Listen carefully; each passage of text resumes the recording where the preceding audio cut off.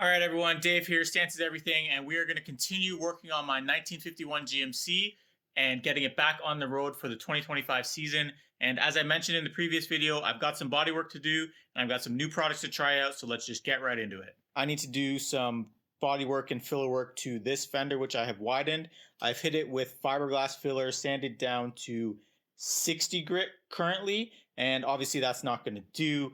I got to smooth all of this out a little bit more. So to do that, I'm going to use some products that I've never used before. Now, first, I have used Evercoat Rage Gold on my truck. This can is nearly empty, and I bought it a while ago, like right when COVID started actually, for a really good price, and this has been super solid. However, when I was looking for new filler, I did find this Rage Ultra, which is supposed to be the world's best sanding filler. We are definitely going to be putting that to the test with all this work here. Anyone who's done body work before knows that the better it is to sand, the less of a hassle it's going to be. And then because last time on the other fender, I had some issues with the filler absorbing primer really bad. I bought this car rep primer from Princess Auto that claims to be a 2K primer in a can. However, there's no activator on the bottom, so I don't know if I believe that, but we'll see how good that primer is. We'll see if this primer covers up the filler that is inevitably going to be all over this fender before I start hitting it with some red oxide to sort of blend it in with the brown that's on here so we can run this mismatch setup for the rest of the season. Anyway, I'm going to get right into it. I'm going to put this fender up on the bench. We're going to mix up some of this Rage Ultra, see how it smooths out, see how it sands out. Then we're going to hit up this primer and see how that all works. So give me a minute to set some stuff up, and then we'll get to work. All right, hopefully this angle isn't too crazy. If you can remember from some of my other previous videos talking about this fender, one of the hardest things for me to do in the garage is actually find a place to work on it, just because I don't have a lot of space left in my garage. But anyway, let's get to putting some filler on this, and we're going to be using that Rage Ultra that I talked about. For this portion of the video, I'm probably going to focus around this corner and through here. So a lot of the video is going to be this section here just so you can see it. And I'm going to try and put filler from about here down because I want to sand this off because I want it to look even or relatively even. In reality, this area is probably going to look way smoother than the rest of the fender with all its patina and stuff, but we'll see. And I can blend that in later with some paint work once I match this all to the rest of the truck. Let me get that Rage Ultra out and we will see how it is. I've cleaned some of my workspace up a little bit and I'm ready to put down some of this filler onto this fender. That's probably all I'm going to do tonight, and then maybe come back and sand it tomorrow. I'm not really sure. We'll see how long this all takes to get done. Anyway, I've got my spreader. I'm using an old face shield as my mixing board, which is something I've done before. I want to use, whenever I'm doing non-fiberglass filler, I mean, in general, all fillers, you're not supposed to use a porous material. But definitely when I'm doing non-fiberglass filler, I like to use a non-porous material just to make sure that I get as many impurities and air bubbles and etc. not in the filler, because I don't want to go over this any more times than I need to. I've got this that I use to get the filler out of the can and onto my work surface. And then obviously I got the cream hardener that came with the filler as well. So let's just get after it and see how this stuff spreads.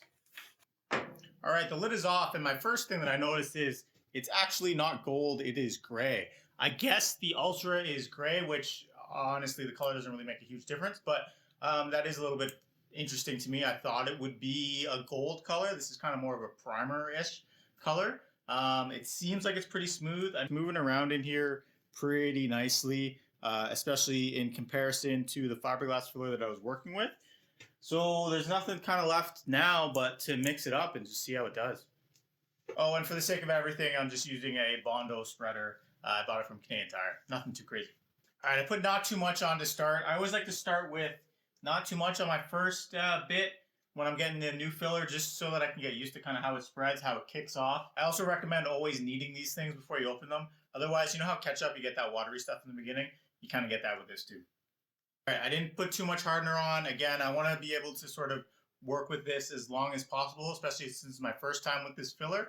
And if you put on too much hardener, it'll just kick too quickly and then you'll be kind of screwed. Seems to be mixing fairly decent. I'm just trying to get all of that blue out so it's kind of a nice consistent teal color.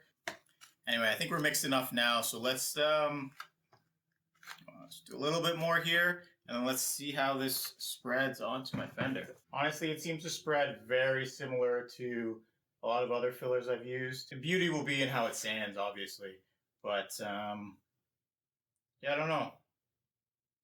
Seem to be getting a decent amount of air bubbles and stuff. Again, maybe that's just I didn't mix it quite enough. We shall see. All right, so first thoughts. This stuff spreads okay, but the way I'm doing it absolutely sucks.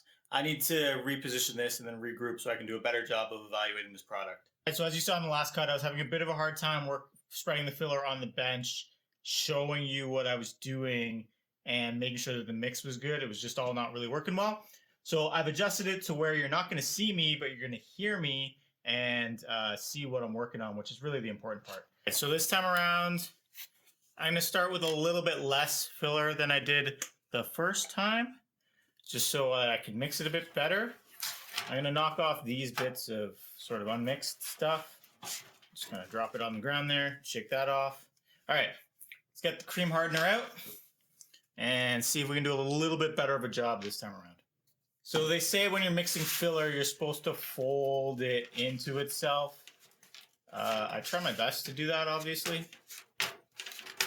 Okay, I've definitely got more hardener in this one, but it's still not quite a consistent color yet. So you just gotta keep trying to do that. All right, I think we're good, or at least better now. So let's just see how this will spread out.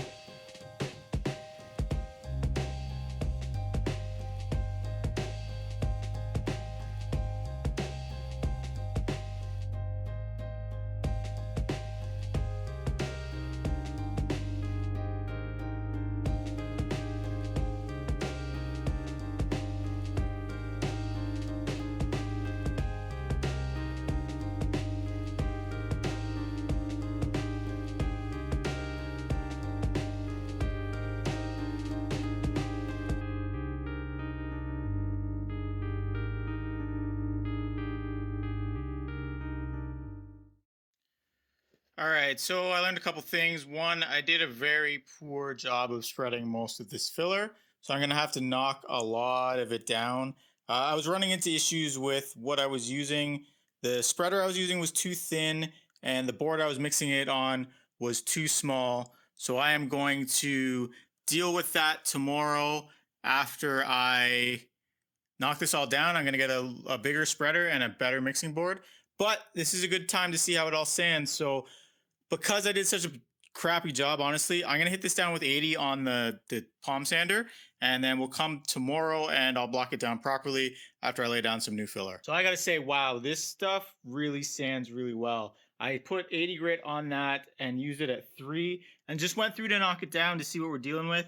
And obviously I've got some lows, but this really feathered out really quite nicely. And I'm going to come back and fill in these spots. But I mean, if you come through here and look, especially in this area here, it sanded really nicely. And all the low spots are really easy to identify. You can see that I need to add a little swipe there. So when I come back tomorrow with the new spreader, we're really going to be able to feather this nicely and then block it out. And I'm not even too stressed about blocking it out. It might be because I'm just coming straight off fiberglass filler, but I'm pretty impressed, honestly. So tomorrow we're going to come fresh head of steam in the morning with a couple new supplies, or maybe just use the same supplies over again because this works so damn good, and get this done nicely. Figured out a better spot for me to work on this fender without it bumping into things on my table, and this is just a folding table, a little bit of wood on the end to give it the distance that I need. I have also gone through and sanded this a couple of times, but you can see that there are some lows and some chips and some areas that I definitely need to address. I'm also trying something a little bit new this time around, which is tapping down the high spots in the metal. And then, so instead of bringing the filler up to meet the high spots, I tap down the high spots and then skim it with filler. I didn't do it up here because this is where it sort of feathers out, but I did do it here, and in this spot, you kind of see the hammer marks.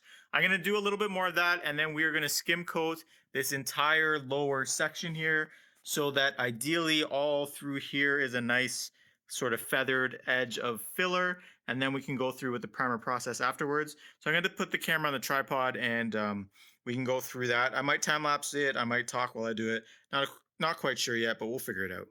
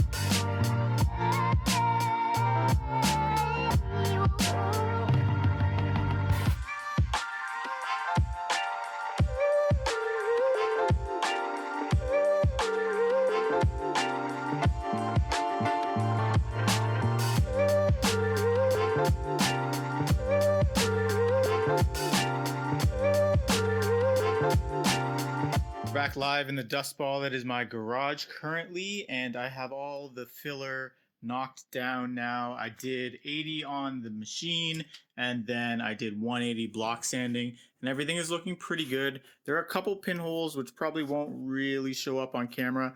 I'm not going to worry about those just yet, because I do want to put this fender on one more time, because I have to drill the holes that are here to attach it to the running board.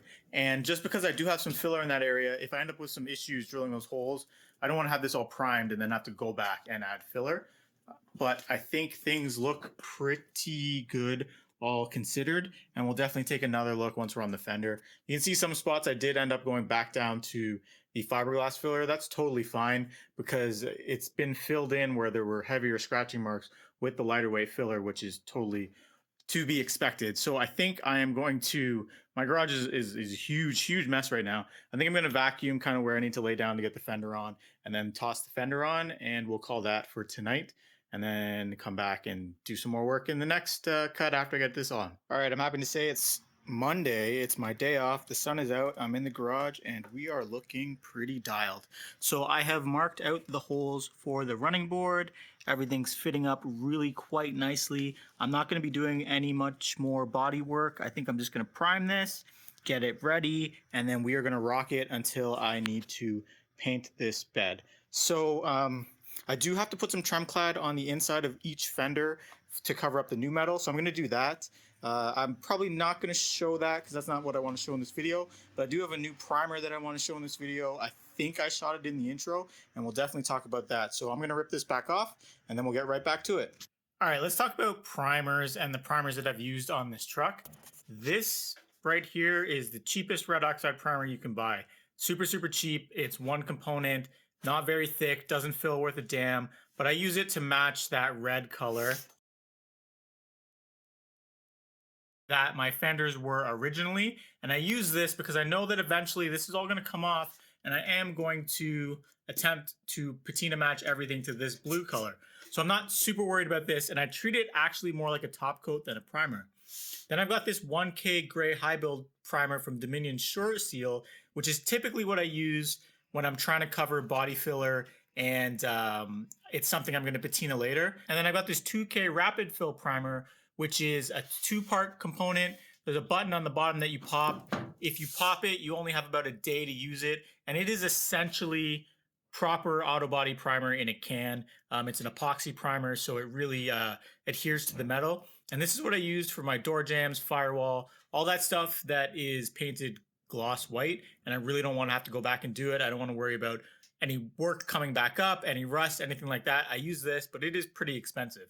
I will actually, once I'm done all of this talking, I'll put the prices underneath all of these cans so you know exactly what you're in for. This is what I just recently got. So this is a 2K epoxy primer that I got at Princess Auto. It doesn't have a pop at the bottom, and there's no disclaimer on it for how long it can be used. I think they say you can just spray it and reuse it. So I'm not actually sure if this is really 2K, but we'll see. The reason I want to use this, and I know it's black where the other ones are gray or red, is last time I just went with this primer or the gray primer. The body filler kind of eats it up a little bit and it soaks into it, and it takes a while to build up the color so that it looks the same as everything else. So that's why I got this, because I really want to try it and see.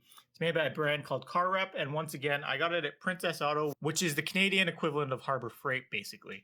So we are going to hit all of this with a tack cloth.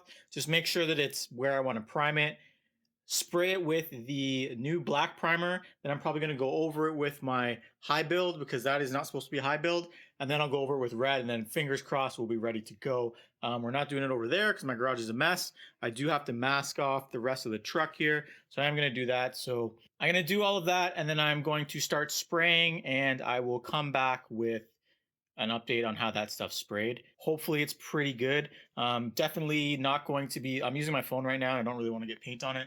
So I probably won't have it out while I'm painting, but we'll see. Done a little bit of painting, and I'm gonna try and actually paint and film at the same time, just to show you guys the spray pattern. So the spray pattern on this is actually pretty solid. I'm not too upset with that. And it seems to be covering pretty well, actually. So, I mean, so far, so good. I'm going to go through and prime the rest of this, and then we'll come back and look at it once it's a little drier. We're a couple days later now, just because I'm stuck in a vortex of hockey tryouts, and you can see that this primer did the same thing that the other primers have been doing, where you can definitely see where all the filler is through the primer. Not a huge deal, as the more layers you put on, this does eventually go away, but I was really hoping that this primer, being a 2K, wouldn't have this problem, but I don't believe it's an actual 2K. And I'm going to show you one quick test that I do to verify whether something is actually 2K or not. This is exactly what it says it is. It's Duplicolor grease and wax remover.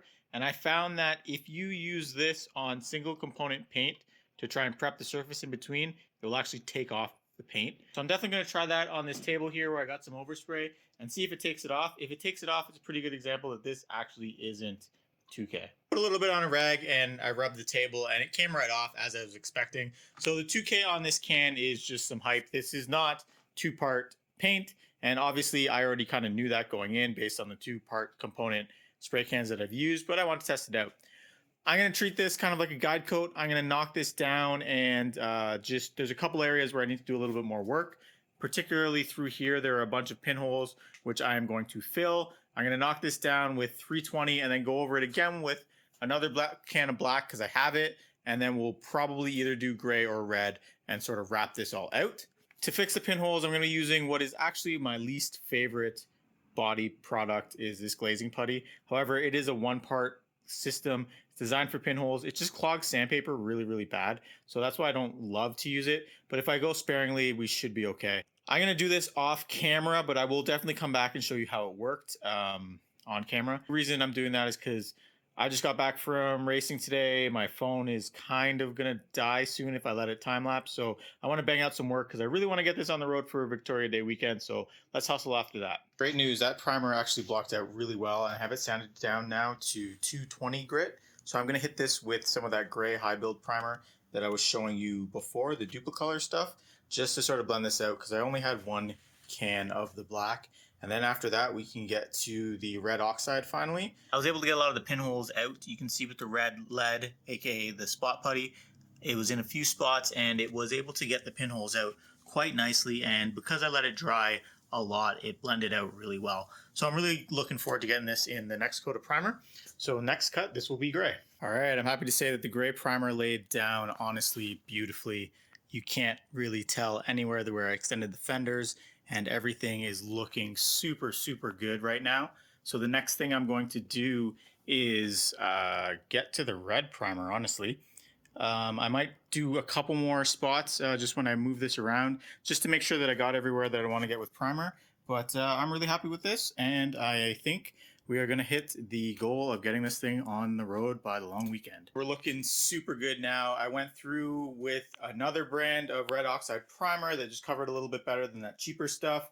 Now we've covered all of the filler areas up nicely. Everything is looking good. And what I'm going to do, I said it a lot, on my bad, but the next step, let's say the next step is going to be putting a little bit of black and gray on this so that when I sand it down, it looks a little bit more natural. So I'm going to do that, and then I'm going to tighten up my wheel lugs while it dries, and then we'll get back and I'll show you how I patina this. I've gone through now and put a little bit of black primer just kind of in a few spots over the work that we did to kind of break up how fresh it looks.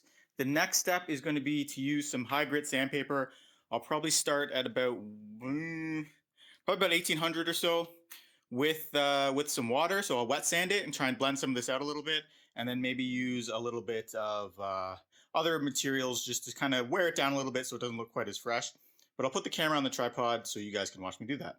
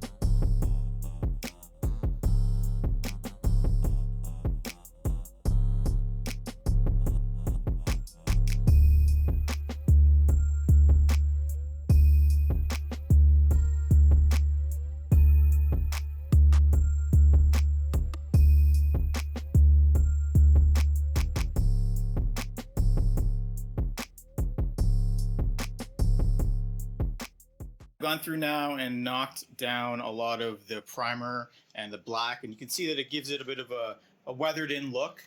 Once it's on the truck, I'm gonna go through this area here and try and make it look a little bit less of a hard edge.